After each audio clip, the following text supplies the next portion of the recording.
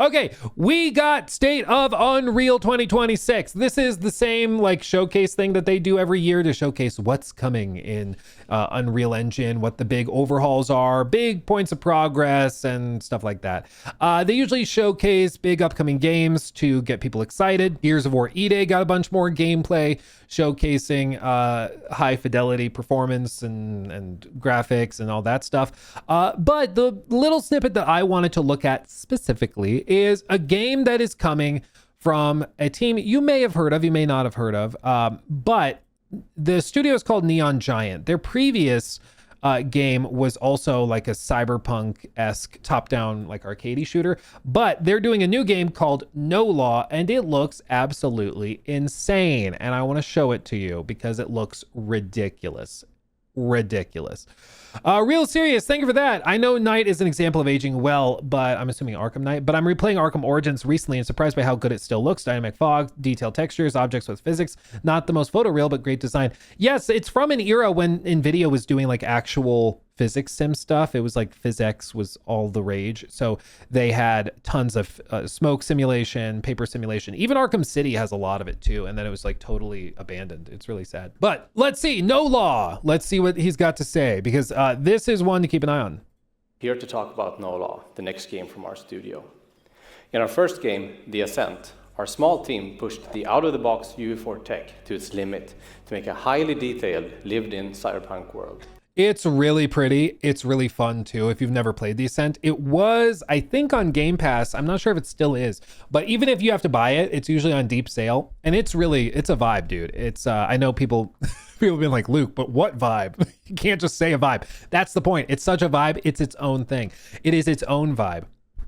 But truly, like the realization of this cyberpunk city is so well done. It really does feel lived in, because so often with these like futuristic cities, it doesn't feel like a real place. You know, it doesn't feel like a place people could actually live in. It just feels like weirdly shaped buildings stacked on top of each other. They actually did manage to do a very, very, very good job. And I highly recommend you check it out.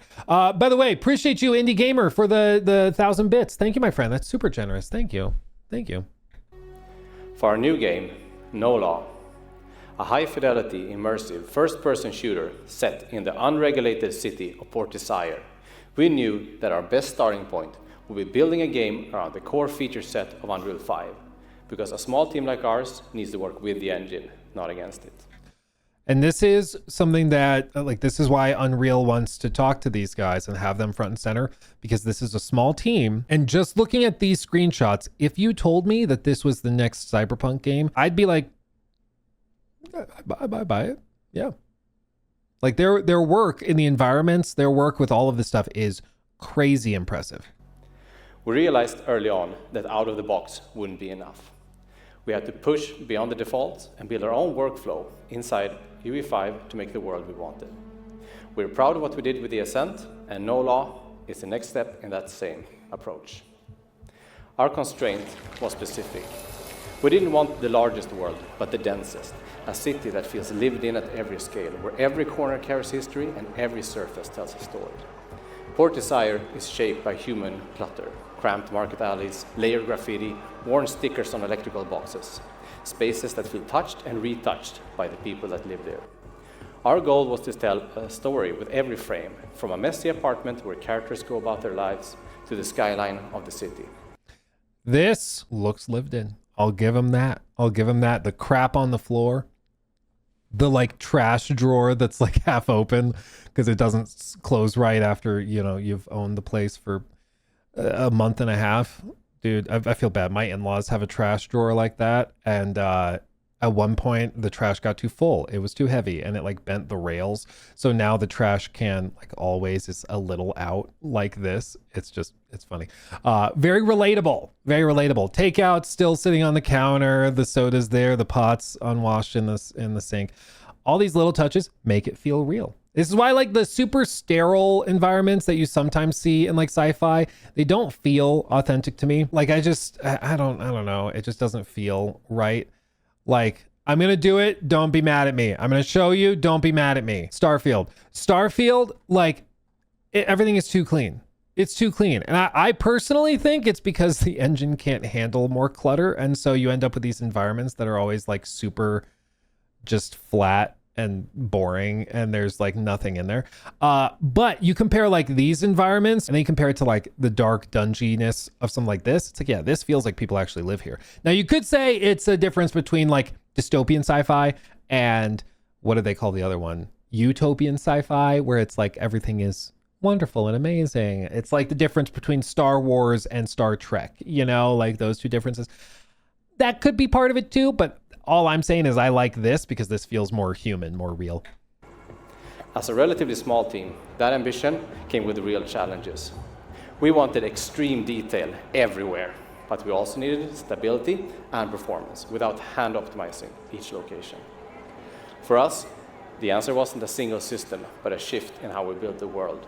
We prioritized density over scale, and we built a pipeline that let artists handcraft spaces without constantly stripping detail back and without relying on procedural generation. Nanite is what made that approach viable. It lets us keep a high level of detail across surfaces without treating every asset as a trade-off between fidelity and performance. Our custom implementation of FastGeo in combination with the world partition system enables a seamless experience that never breaks. It allows us to have details in every nook and cranny and tell a million small stories. In fact, we have more objects in any given frame than the entirety of the ascent. What? In any frame, there are more objects or more object detail than in the entirety of their previous game. Okay, that's what you call exponential scaling, dude. That's yeah, talk about 16 times the detail. Jesus Christ. That's insane. But I mean, I think you can see it. You can see it in like the little bits of trash everywhere, the little bit. I mean, those touches make a difference. But this is also why games inevitably take way longer to make, because like there's so much that you put in. Once you start that journey, like you could, previous games would just have like flat plane as the floor. This would just be a flat plane. You put a texture over top, we're done. Nice and easy. Now they're going in, they're touching it up. They're making sure that everything has, I mean, this probably even has geometry to it too. Like you can actually see, it might be normal maps, sure, but they clearly have piles of trash there. They've got different things raised. They've got weeds growing up through it. Like there's so much little detail everywhere. And this is part of the reason that studios like it, is because they like the idea of it being Unreal Engine. They like the idea of being able to use tools like Nanite to just pack detail in without having to constantly worry about how many triangles they can fit in to the frame before everything melts. With this workflow, we can preserve detail and density in every corner, from the smallest bolt on a freighter to the city as a whole, with no invisible walls and no loading. We build tools inside Unreal to help our artists handcraft the entire city, alley by alley, building by building, block by block. To show Port Desire's full range as an urban city overrun with vegetation, we needed dynamic lighting. From the cozy, lush midday sun to the darkest, the most dangerous alleys where even the bright neon light does not reach. The challenge was maintaining a fully dynamic day, night, and weather system without unpredictable frame times. Dude, those are all the same camera. The challenge was maintaining a fully like dust storm, dynamic day, night, fully clear day. You can see the city in the distance. and weather system without Rainy day, overcast, unpredictable frame times. nighttime. Lumen Just that is crazy, dude. Just that swap is wild. Golly, man, that's outrageous. And again, this is a small team. Imagine what CDPR is doing behind the scenes. day, night, and weather system without unpredictable frame times. Lumen gives the foundation for fully dynamic lighting and mega lights that our artists focus on the believability of the space instead of tuning every single light source. Yeah, Megalights is that system that they built out. I think we looked at it last year. They revealed it last year. But Megalights is that system they have that allows you to have basically however many light sources you want, which again, it's just about scale and scope. Like the ultimate vision, it seems, for Unreal Engine right now is that they want to just let developers and artists do whatever they want and not have to worry about the technical constraints. And that's a great idea, but the inevitability is that you run up against performance walls, or you run up into issues with optimization, which is what Unreal has kind of been known for, is that because artists can just go pack in as much detail as they want, and the engine is supposed to handle scaling it and making it run well. If the engine struggles to make it run well, you start to associate the density with crappy performance, because like they've not had to go in and create assets that have different LODs for everything, because the engine's supposed to handle all of that. Like it's easier said than done, but the hope is that this time around with this Unreal Engine update that they can figure it out, and then the performance will actually be really, really good, and you'll get the graphical fidelity as well, and there won't be a trade-off, because let's be honest, in the last few years there's definitely been a trade-off. They don't want there to be, but there definitely has been. Every believable space needs dozens or hundreds of individual light sources.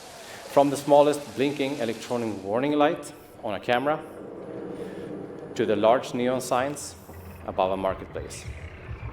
Mega lights allow us to retain the visual fidelity bar we're aiming for while keeping performance considerations low. Once everything is dynamic, it starts to affect the gameplay in more direct ways. Players can shoot out a street lamp, flood a space with a flashlight, or they can leave an area in darkness and have the AI NPCs react to light and shadow, shying away from glare, searching through darkness, or escalating when something feels off. Dude, already that looks more consequential than like all of AC Shadows. Like AC Shadows, the whole point was shadows. The whole point was like you throw a throwing star and it knocks over the lantern and the lights go out, so now you can stealth your way in.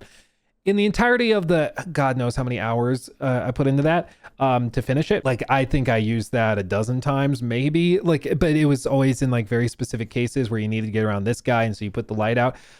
It just wasn't that consequential. But this is like pretty baller. Like already I can see regularly shooting out lights to change paths and change tactics. Let's see who's got the bigger gun, motherfucker! To make the city feel alive, we leaned on the mass framework to drive our crowds. NPC density and types shift based on time of day, region, and weather. In the slums, a storm clears the streets, but in the more sinful parts of Port Desire, even heavy rain won't slow things down. Hell yeah. Mass lets us simulate thousands of characters at once, over 3,000 at any given time, which is also more than the entirety of the Ascent. So the Unreal Engine NPC simulation toolset allows them to have more NPCs simulated at one time than in the entirety of the game they made before. That hurts my head. The city always feels active, no matter where you are. We're also using MetaHuman, paired with our own character randomization system. Together with MetaHuman Animator, we can generate and bring to life thousands and thousands of variations of characters, so that the main characters and the extras in the background are all unique. We wanted a world that reacted systemically to the player, without us having to hand place effects and destruction. Filling a world of this density and scale with contextual effects while maintaining performance and interactivity. Dude, they have physics sim paper. This density and scale with contextual effects. Look at the paper. Look at it. While maintaining performance and... Dude, the game that had the best physics sim paper that I can remember, we just talked about it earlier. Arkham City Catwoman. It's when she's inside by the safe. Yeah, this. I mean, you can see it here. Wait for it. Go over by the posters. Go to the posters. And the rug is also simulated. You'll see her like kick up the rug when she runs over it. Why are we fighting in the corner? Go back to the paper. This entire clip is for nothing. Okay, well, there you sort of see it. Sort of see it. See the paper moves while she kicks it? Dude, that used to be standard like 15 years ago. And now like it's been totally abandoned. It's too bad. It's too bad because it was awesome. It was awesome. In that game, like even like when she walks on the rug like ripples and moves while she moves over it. It's awesome. And this game has paper too. Sorry, I muted it. Textual effects while maintaining performance and interactivity was one of our key challenges. By combining PCG and Niagara data channels, environmental effects are procedurally populated where appropriate. Wherever artists place trash or leaves, particles will spawn dynamically based on wind, weather, and player actions. Shoot a bullet or throw a grenade, and particles will move out of the way. The frames will too. It looks great. It looks great. Sometimes a little choppy, but it looks really good. And particles will move out of the way. We combined chaos physics and their own GPU-driven solution to support tens of thousands of moving objects simultaneously. Dude, that was crazy. That was crazy. GPU-driven solution to support tens of thousands of moving objects simultaneously. The result is a reactive environment where smoke lingers, embers drift, and broken glass stays where it fell. Creating NoLaw has been the process of finding where the engine ends and our custom tools begin. Achieving this level of density, light and complexity, and systemic reactivity was previously impossible for a studio of our size.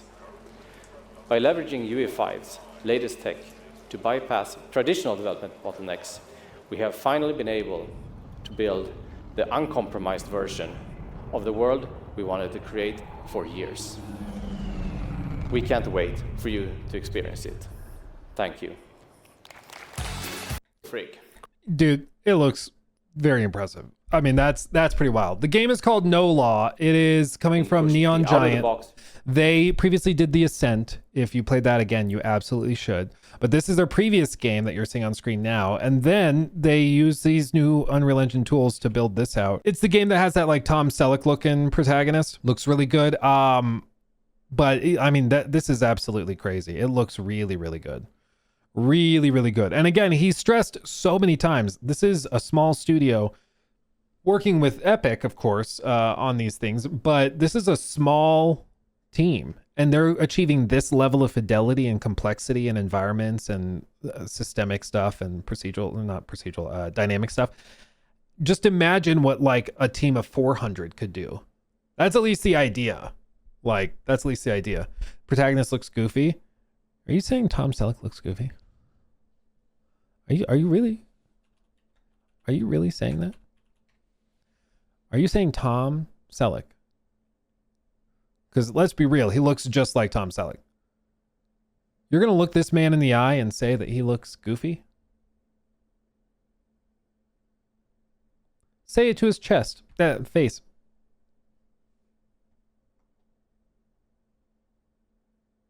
You won't. Because you're scared. That's a real man. Yeah. Hell yeah. America. I don't know why I see him and I'm like, hell yeah. I want to get an American flag back tattoo when I see him. I don't know what it is. It just feels right. Feels right, you know? Oh my God. Okay. Let's see. I don't know where to go from there. NoLaw looks cool, but we learned from Cyberpunk 2077. No, absolutely. This is why nobody's, at least I hope nobody's saying pre-order and start throwing money at it. You should be cautious as always, because what we're looking at is like, wow, the world building looks really cool. Wow, the detail and environments is really cool. Does that mean that a video game in that world is fun?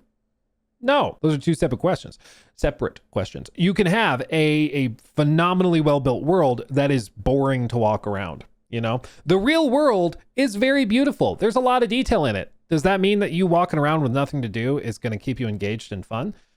No, not necessarily. What has to happen for a video game is like the world has to be interesting, and then you also need fun activities, gameplay, story, things like that. So they've really achieved clearly one part of it that's very, very impressive, but we don't know much about the game side of it. So that's just a separate question. But we can still complement the really impressive thing that they have here. It doesn't give us the full picture of the game though, you know? Yeah, precisely. No Man's Sky was a great example of that. Exactly. Like No Man's Sky, amazingly impressive procedural system, especially coming from an indie team that was tiny. Does that mean that a game is fun in that sandbox? Not necessarily, you know? Not necessarily.